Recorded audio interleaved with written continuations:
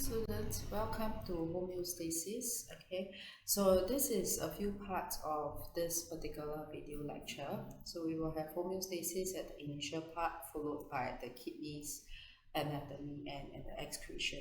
Okay, but to start it off, what is homeostasis? So basically, homeostasis is to maintain a constant internal temperature or environment.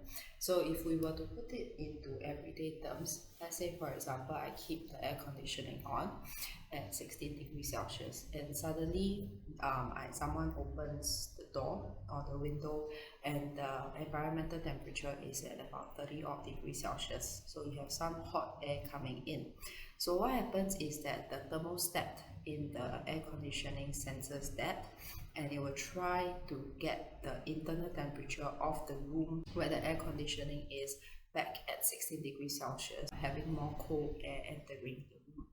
So in a similar manner, we have got in the body homeostasis, which is how the aircon operates. So homeostasis, it will sense any changes that is negative to the original condition, which is why it is called negative feedback, and it will try to get it back to normal. So this particular negative feedback system is very critical, and it can include some of the ones that are here to ensure that the body is working at an optimal level.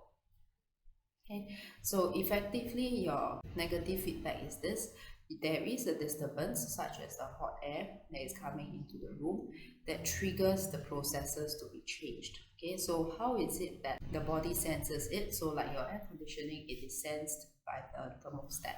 So in the body we have got receptors or sensors that sense it, and from there is communication within the hormones or the nervous system, and it will try to get it back to normal. So once it is returned back to normal, the corrective mechanism is turned off.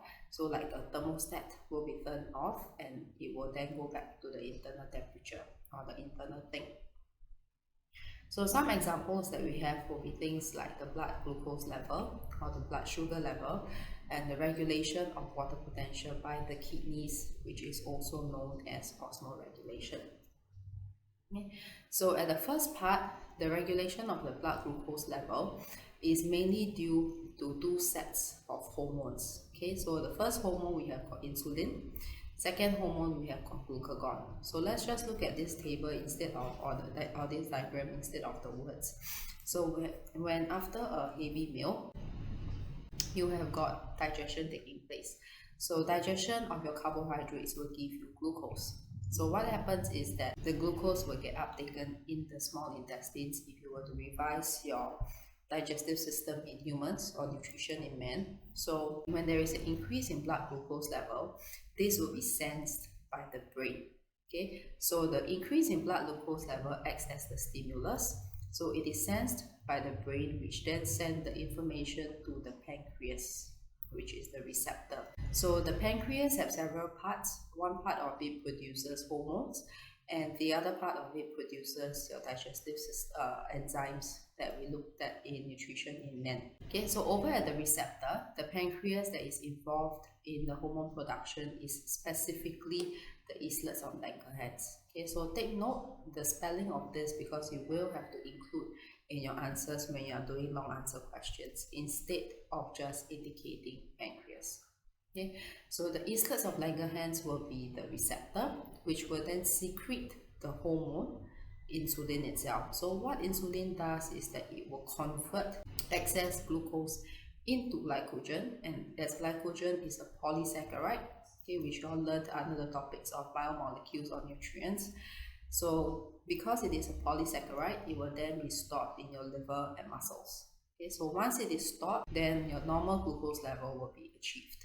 Okay, so let's say this particular person, after eating a hearty meal, went into a long sleep for maybe 12-14 hours. So what happens is that the blood glucose level is now going to decrease, because glucose is the main one that you use for cellular respiration. Okay, so you can see a couple of topics are coming into play. We have got digestion in humans, we have got nutrients, we also have got this component, respiration. So glucose is mainly used for respiration. So after some time, your blood glucose level will decrease.